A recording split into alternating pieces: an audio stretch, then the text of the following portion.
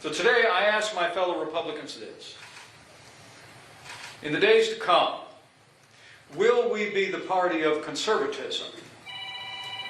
Or will we follow the siren song of populism, unmoored to conservative principles? The future of this movement and this party belongs to one or the other, not both. That's because the fundamental divide between these two factions is unbridgeable. History teaches that societies with more freedom and less government flourish. That's why we have a brilliant system of checks and balances, divisions of authority, co-equal branches of government, enshrined in our Constitution, and sovereign state governments under our system of federalism. Conservatives understand that in order to advance an agenda on behalf of the American people, we must work through the system. The political home of those who believe in limited government and individual liberty, who keep faith with our Constitution, is the Republican Party. Now, for decades, conservatism's ideological rival has been liberalism, an ideology that has long found favor in the Democratic Party.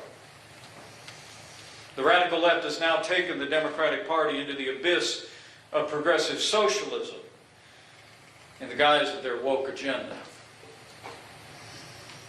Where conservatives view government power with great suspicion, progressives wield it eagerly in pursuit of their political goals, especially their massive avalanche of spending and mandates known as the Green New Deal. And when their goals are obstructed or delayed,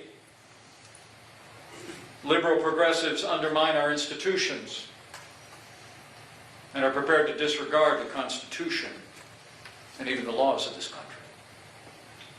Just this week, Senate Democrats actually attacked the Supreme Court of the United States again, demanding an investigation into Justice Samuel Alito, despite the fact that 3 liberal justices on the court have engaged in the exact same pattern of behavior that he has. The attacks on our institutions with which they differ continues. You know, if Democrats didn't have double standards, they'd have no standards at all. But today, another strain of this ideology challenges conservatism, not from the Democratic Party, but from within, for control of the Republican Party. It takes the form of what's known as populism, rather than progressivism. But make no mistake about it. Those ideologies are fellow travelers on the same road to ruin. Now, populist movements have long been a part of the fabric of American politics.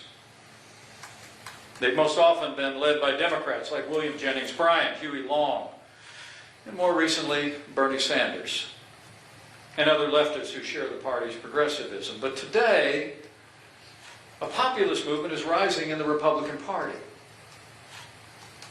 The growing faction would substitute our faith in limited government and traditional values with an agenda stitched together by little else than personal grievances and performative outrage.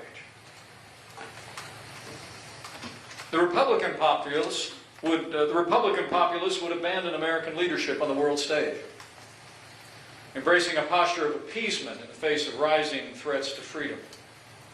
Republican populists would blatantly erode our constitutional norms.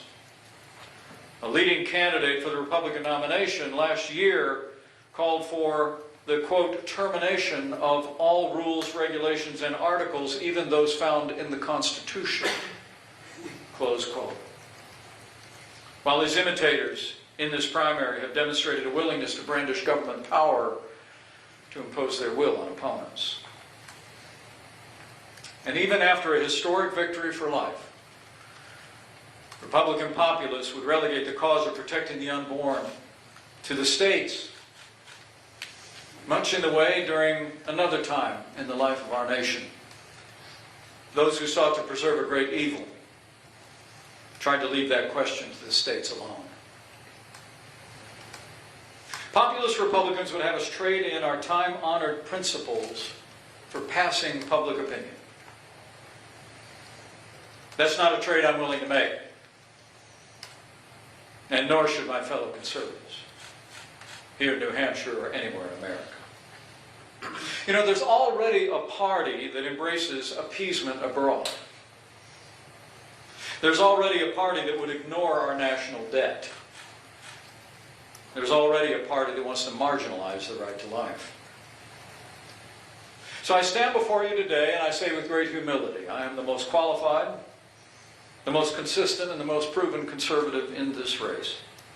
And I believe, for the sake of our party and our country, that we must advance a strong national defense, limited government, and traditional values, and those principles must guide our party and our nation as much today as they have for the past 50 years.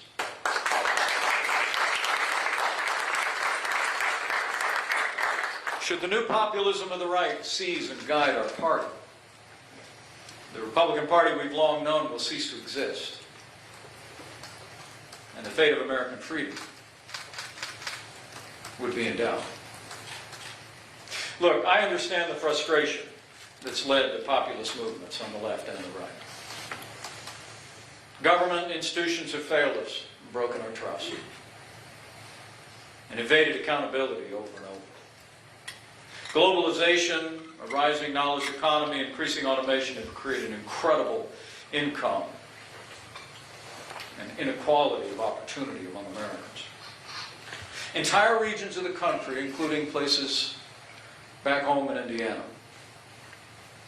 have been left behind, while no part of America has been spared the deadly epidemic of addiction in this country. And too often Americans who hold traditional views of family and faith are mocked in our popular culture, or even by their leaders for how they worship, how they live, how they make a living. Raising concerns about unchecked illegal immigration is often deemed racist. A reluctance to redefine gender or use the appropriate pronouns, according to some, is supposedly evidence of hatred in one's heart and intolerance. You know, I've stood on the streets of once prosperous Midwestern towns in my home state, where entire factories were shuttered when jobs were shipped overseas. I've sat in town halls next to grieving parents and across kitchen tables to hear about the extraordinary loss and suffering from opioid abuse and addiction. And in defense of religious liberty, I've been a target of the woke brigades myself. The populist wing of our party is right in its efforts to address these concerns, but their means of doing so are wrong. Rejecting free market principles, the principles of limited government, will not create new prosperity or revive suffering communities. Increasing economic freedom will bring America back. And using government edicts to cancel those we disagree with will not protect traditional values. Making our case to the American people and removing left-wing radicals from office will. You know, I believe that being conservative means standing your ground, holding true to your principles. Not just doing what's easy or what's popular in any given moment, or offering simple solutions to difficult challenges the American people are facing. The American people are facing serious challenges today. They require serious solutions and leadership fitted to the times.